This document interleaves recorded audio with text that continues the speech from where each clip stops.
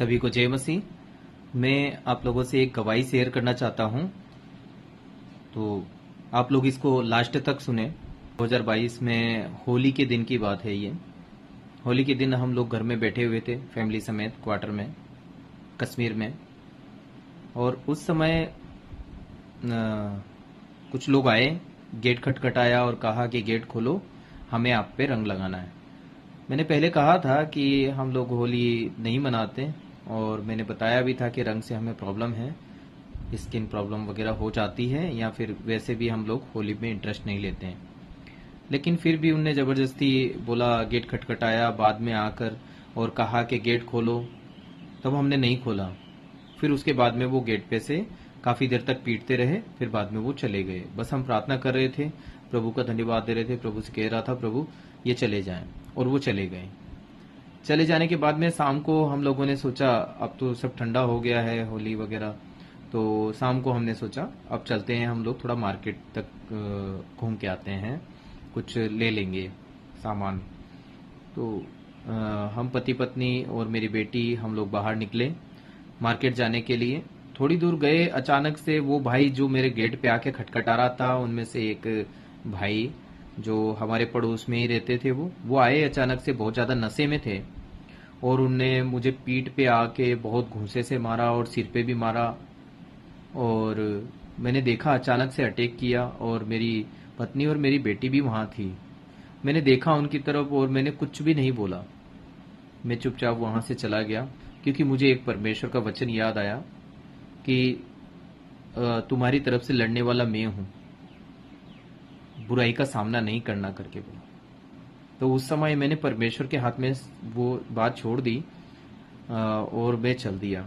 मैं चाहता तो बहुत कुछ कर सकता था, उस बात पे एक्शन भी ले सकता था, बहुत कुछ कर सकता था मैं, क्योंकि बहुत सारे लोगों ने कहा कि आप रिपोर्ट कर दो इस बात की, लेकिन मैंने नहीं की, क्योंकि मैं ऐसा बर्ताव नहीं चाहता था।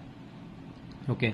फिर उसके बाद में मैंने छोड़ दिया, लेकिन 3 दिन से मैं परेशान था इस बात से, क्योंकि मेरी बच्ची और मेरी पत्नी भी मेरे साथ में थी, तो मुझे बहुत शर्मिंदगी फील हो रही थी कि मैं मतलब फौजी आदमी, सोल्जर हो के भी मैंने उसका सामना नहीं किया था। वो भी मतलब मेरे से रैंक में छोटा है, लेकिन फिर भी वो भी एक फौजी हैं, लेकिन उसने ऐसा किया। उसके बदले में जवाब भी दे सकता था, मैं आसानी से पीट सकता था, लेकिन मैंने ऐसा नहीं किया। और मैं जाके रिपोर्ट भी लगा सकता था, उसकी नौकरी भी खराब हो सकती थी, लेकिन फिर भी मैंने कुछ भी नहीं किया।